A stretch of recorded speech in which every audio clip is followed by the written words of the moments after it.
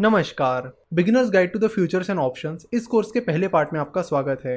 Beginners guide to the futures and option इस course में हम डेरिवेटिव्स मार्केट के बारे में डिटेल में जानने वाले हैं कि डेरिवेटिव मार्केट क्या होता है, फ्यूचर्स क्या होते हैं, ऑप्शंस क्या होते हैं, वो कैसे काम करते हैं, कैसे आप उनका यूज़ कर सकते हो, चाहे वो हेजिंग के लिए हो या फिर प्रॉफिट के लिए हो। फ्यूचर एंड ऑप्शन से रिलेटेड जो टर्म्स होती है उनका मतलब क्या होता है, ये सब हम समझने वाले हैं। जनरली फ्यूचर्स एंड ऑप्शंस यानी डेरिवेटिव मार्केट बड़ा कॉम्प्लेक्स सब्जेक्ट माना जाता है।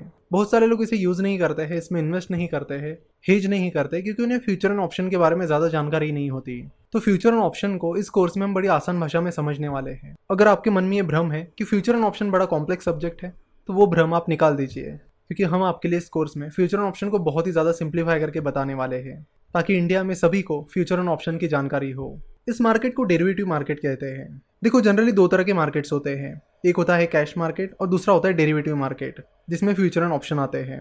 तो future and option derivative market का हिस्सा है। तो अब ये कैश मार्केट क्या होता है? जनरली हम जिसे स्टॉक मार्केट कहते हैं वो कैश मार्केट होता है, यानी आपको जितने रुपए के शेयर्स चाहिए उतने रुपए आप पे करते हो और उसके बदले में आपको शेयर्स मिल जाते हैं। लेकिन डेरिवेटिव मार्केट में ऐसा नहीं होता है, यहाँ पे सिस्टम कम्प्लीटली अलग है। तो कैश मार्केट के बारे में सभी लोग जान लेते हैं क्योंकि वो काफ़ी आसान भी होता है। जैसे कि फॉर एग्जांपल किसी कंपनी का शेयर 100 रुपये का है और आपको उस कंपनी का शेयर खरीदना है, तो आप 100 रुपये उस कंपनी में इन्वेस्ट करके उस कंपनी का शेयर खरीद सकते हो। सिंपल। वही जब हम किसी कंपनी का फ्यूचर या ऑप्शन देखते हैं तो वहाँ पे हमें अलग अलग चीज़ें देखने मिलती है, जैसे कि अलग अलग strike prices, open interest, mark to market. ये सारी चीज़ें और नाम देखने के बाद कई बार हमें कुछ समझ में आता नहीं है और इसीलिए हम उस पर ज़्यादा ध्यान भी नहीं देते हैं। तो हम यहाँ पर एक्सपेक्ट करते हैं कि आप सभी को कैश मार्केट आता होगा। अगर नहीं आता है तो आप पहले हमारे बाकी कोर्सेज कर सकते हो, ताकि आपको कैश मार्केट का नॉलेज आए और उसके बाद आप डेरिवेटिव मार्केट पर ध्यान दीजिए। चलो तो डेरिवेटिव मार्केट को एक एग्जांपल की मदद से समझते हैं। डेरिवेटिव मार्केट को समझाने के लिए हमने एक बार एक एग्जांपल का उपयोग किया था। हम उसी एग्जांपल को इस बार दोहराएंगे। प्रोनॉय नाम का मेरा एक दोस्त है जो फुटबॉल का बहुत बड़ा फैन है। प्रोनॉय हर साल चैंपियंस लीग की जो फाइनल होती है उसे देखने जाता है और इस बार भी प्रोनॉय को चैंपियंस लीग की फाइनल देखने जाना है। जैसे ही प्रोनॉय चैंपियंस लीग की फाइनल का टिकट खरीदने जाता है तो उसे पता चलता है कि चैंपियंस लीग की फाइनल के टिकट तो ऑलरेडी बेचे गए हैं, अभी तो टिकट्स अवेलेबल ही नहीं है। सारे टिकट सोल्ड आउट हुए हैं, ये पता चलते ही प्रोनॉय नाराज हो जाता है। तभी प्रोनॉय की मुलाकात एक ऐसे व्यक्ति से होती है जो फुटबॉल एसोसिएशन में काम कर रहा होता है। वो व्यक्ति प्रोनॉय को कहता है कि मैं तुम्हें एक रिकमेंडेशन लेटर लिख कर देता हूँ, वो रिकमेंडेशन लेटर दिखाकर तुम्हें टिकट मिल जाएगा। तो वो व्यक्ति प्रोनॉय को रिकमेंडेशन लेटर देता है और कहता है कि ये रिकमेंडेशन लेटर दिखाते ही तुम्हें $5000 में टिकट मिल जाएगा। प्रोनॉय तुरंत उनसे वो रिकमेंडेशन लेटर लेता है, उन्हें थैंक्स कहता है और वहाँ से चला जाता है। अब जैसे जैसे चैंपियंस लीग की फाइनल की डेट नज़दीक आने लगती है, उस टिकट के रेट बढ़ने लगते हैं और बढ़ते बढ़ते वो $6000 तक चले जाते हैं। लेकिन प्रोनॉय को तो उस रिकमेंडेशन लेटर की वजह से $5000 में ही टिकट मिलने वाला है।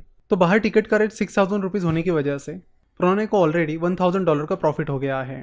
मैच के एक दिन पहले तो टिकट के रेट और भी ज़्यादा बढ़ जाते हैं और वो बढ़कर $7000 हो जाते हैं, जिससे प्रोनॉय का प्रॉफिट अब $2000 हो गया है। लेकिन वही मैच को जाते जाते प्रोनॉय का एक्सीडेंट हो जाता है, जिसके चलते उसे हॉस्पिटल ले जाना पड़ता है और इन सब चीज़ों की वजह से वो उस रिकमेंडेशन लेटर को दिखाकर टिकट नहीं खरीद पाता है। तो जैसे मैच खत्म हो जाती है उस रिकमेंडेशन लेटर की वैल्यू 0 हो जाती है। तो यहाँ पर उस व्यक्ति ने प्रोनॉय को जो रिकमेंडेशन लेटर दिया था वो एक्चुअल में कॉन्ट्रैक्ट था और उस कॉन्ट्रैक्ट की एक्चुअल प्राइस टिकट प्राइस पर डिपेंड थी, जिसका मतलब है कि वो कॉन्ट्रैक्ट एक डेरिवेटिव कॉन्ट्रैक्ट था जिसकी प्राइस टिकट प्राइस पर डिपेंड थी, यानी टिकट प्राइस एक अंडरलाइंग एसेट था। तो डेरिवेटिव मार्केट इसी तरह वर्क करता है। ये बस एक इमेजिनरी एग्जाम्पल था ताकि आपको डेरिवेटिव मार्केट समझ में आए। हर डेरिवेटिव कॉन्ट्रैक्ट की एक एक्सपायरी डेट होती है, जैसे कि हमने यहाँ पर देखा कि जिस दिन मैच थी वो उस रिकमेंडेशन लेटर की एक्सपायरी डेट थी, क्योंकि मैच खत्म होने के बाद उस रिकमेंडेशन लेटर की कोई वैल्यू नहीं रहेगी। तो यहाँ पर आप एक इंपॉर्टेंट चीज समझ लीजिए कि डेरिवेटिव क्या होता है और अंडरलाइंग एसेट क्या होता है। यहाँ पर टिकट एक अंडरलाइंग एसेट था और जो रिकमेंडेशन लेटर एक डेरिवेटिव कॉन्ट्रैक्ट था। सिमिलरली जब हम फ्यूचर्स एंड ऑप्शंस की बात करते हैं, तो अगर लेट से टीसीएस का कोई फ्यूचर है तो इस फ्यूचर की वैल्यू टीसीएस के शेयर पर डिपेंड रहेगी। तो टीसीएस के शेयर प्राइस एक अंडरलाइंग एसेट है जिसका डेरिवेटिव है टीसीएस के फ्यूचर्स कॉन्ट्रैक्ट। तो आज हमने बस डेरिवेटिव को समझा। नेक्स्ट लेक्चर में हम फ्यूचर्स एंड ऑप्शंस को समझेंगे और उसके बाद हम उनसे जुड़ी बाकी चीज़ें भी समझ लेंगे। आशा करता हूँ कि आपको ये पहला पार्ट पसंद आया होगा।